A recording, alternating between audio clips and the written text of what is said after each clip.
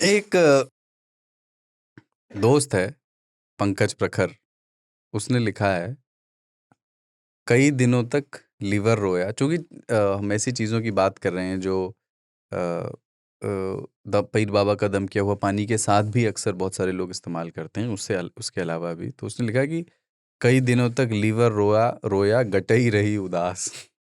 गटई गटई, गर्दन को गटई कहते अच्छा, हैं। बाबा नागार्जुन की कविता का सस्ता संस्करण। कई यहाँ दिनों पाचा तक कर लिया। लिवर रोया, गटई रही उदास, कई दिनों तक खाली बोतल सोई उसके पास, कई दिनों तक लगी टेबल पर चाय की गश्त, कई दिनों तक आंतों की भी हालत रही शिकस्त, चखना आया घर के अंदर कई दिनों के बाद, धुआं उठा कमरे से बाहर कई दिनों के बाद, चमक उठी लड़बहरों की आंखें कई दिनों के बाद, बीपी ने छलकाई रातें कई दिनों के बाद।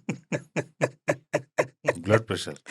हाँ, हाँ, यस। अच्छा, जब कोई भी बोलता है ना कि लिवर रोया, हम्म, तो मुझे और ही याद आ जाता है। और ही वो हाँ, हाँ जो बॉलीवुड पार्टीज में दिखते हैं। हाँ, क्यों? क्योंकि वो कहते हैं कि I am not an actor. हाँ, आई एम अ लिवर, या। हाँ, चखने का एक और प्रॉब्लम होता है जब आप दम के वो पानी ले रहे होते हैं कि उसमें मूंगफली गिर गया आपके गिलास में। ठीक है, यूनिक प्रॉब्लम्स ऑफ खानचा। ठीक है। अब आपको लग रहा है खानचा के मासूम मुश्किलें।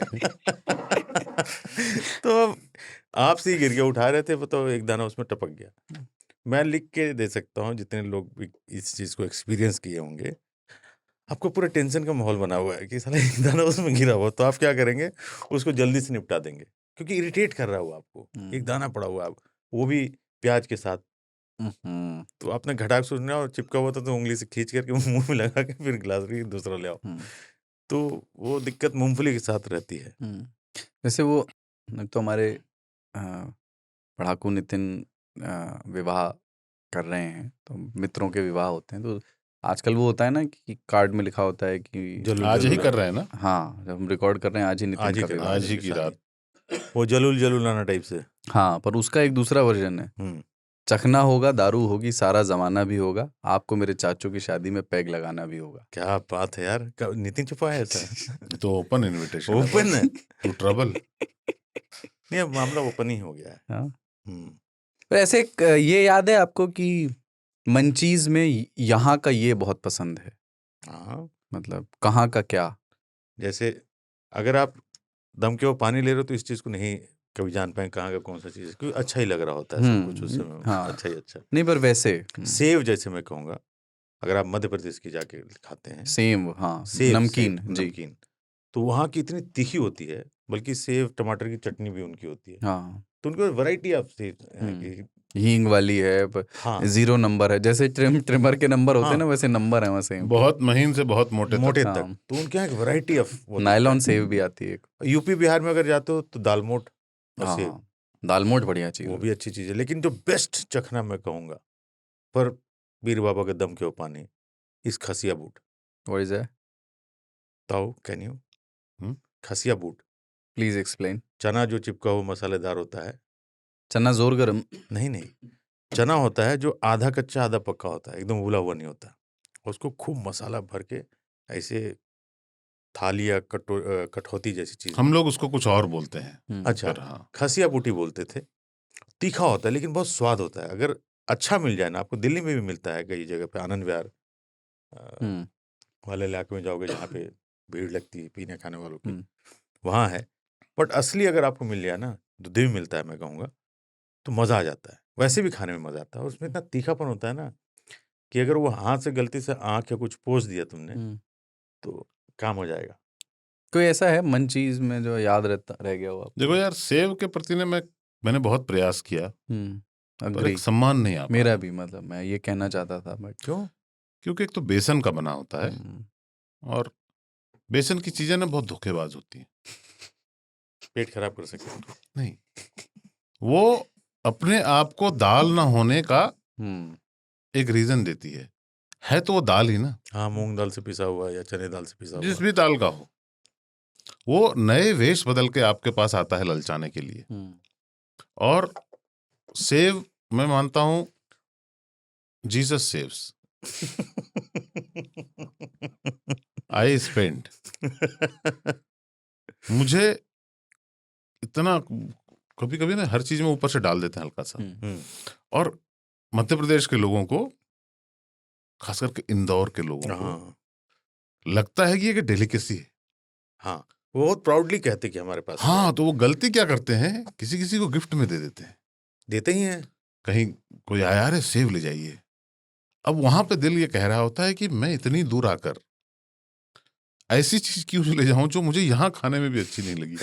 तो मुझे देर होगी, तोहफे मिले। दूसरी बात, मैं अपने परिवार को क्या मुंह दिखाऊंगा कि क्या लेके आया है। बहुत इंदौरियों की चिट्ठियां आने वाली हैं, लेकिन ऐसी तीखी और सेब, और लोग सेब, इसका प्रतिरोध लोग सेब भेज करके आलू लोग टिक्की कराएंगे। सेब डालते रहेंगे। एक उनकी तीखी वाली आती है, मोटी वाली या पतली बीच की होती है। अगर कोई आदमी मर रहा हो उसको खिला दो तो जिंदा खड़ा हो जाएगा, इतना तीखा होता है। उसको खा लो, चीखे निकल जाए। तरह उसको स्वादिष्ट बनाने की बहुत कोशिश की गई। अच्छा, मतलब आप उस पे नहीं, मैं ये मानता हूं कि ये बड़े जिद्दी किस्म के लोग हैं, बड़े आत्मसम्मान वाले लोग हैं। उन्होंने साथ ही हार नहीं मानी है। लगे हुए हैं लगभग 100 साल से, तो मैं कह ही सकता हूं लगे हुए हैं, क्योंकि कुछ दुकानों में लिखा होता है स्थापित सन 1940। तो अब मेरा ये है कि मतलब मेरी विनती है, आग्रह भी है कि प्रयास छोड़ देना चाहिए कि it is safe, it has, यही इसकी वैल्यू है। इसके आगे वो नहीं जा पाएगा, क्योंकि बहुत सारी चीजें हैं इंदौर में, भोपाल में, मध्य प्रदेश में, राजस्थान में भी। क्या होता है, ये सारे जो इलाके हैं ना, राजस्थान और गुजरात वाले, इनके कुछ है नहीं। अब तो सब कुछ हो रहा है धीरे धीरे। पहले वहां पे खाने को बहुत कुछ था नहीं, और कलरफुल तो कुछ ही नहीं था। चूंकि वो बाहर निकलते थे ना, उनको एक धूसर मिट्टी के कलर का जमीन जिसमें घास नहीं है, हरा कुछ नहीं है, कुछ फूल नहीं रहा है, कुछ फल नहीं रहा है, बहुत कम था।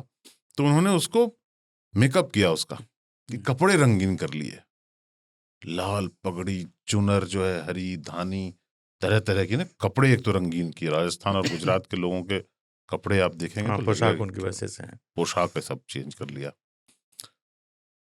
पर चीजें जो सरवाइव कर सकती थी ऐसे माहौल में, वो थे यही सेब, बेसन की बनी हुई चीजें, गट्टे की सब्जी। हाँ, उधर चलता है फाफड़ा, खाखड़ा, बेसन ही बेसन, हर तरह का।